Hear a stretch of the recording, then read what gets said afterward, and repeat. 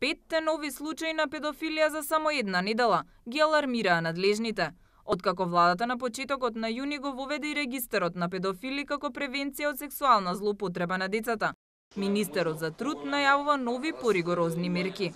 Какви допрва ќе прецизира?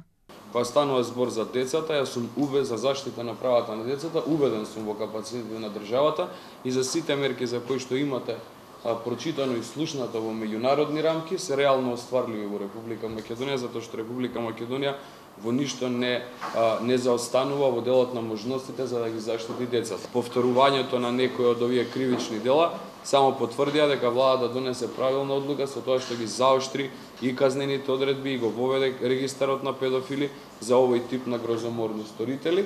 Од првата детска амбасада во светот медијаши вело дека објавувањето на регистарот не е доволен и дека проблемот мора да се решава со покомплексни мерки.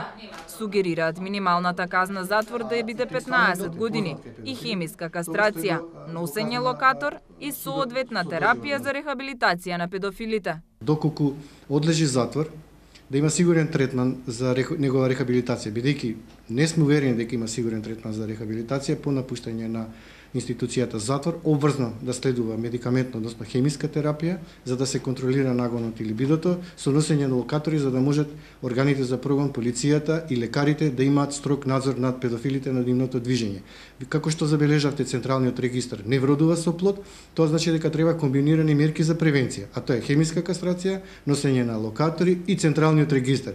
Доколку го повтори делото, тогаш се залагаме за доживотна казна. Македонија беше прва земја од регионов која направи регистар на педофили, во кој има информации за 100 досега осудени лица, кои се јавно достапни. Сличен систем, но со тајност на податоците воведе и Хрватска. Кастрација пак е предвидена со чешкиот закон, но за оние кои ќе го повторат делото.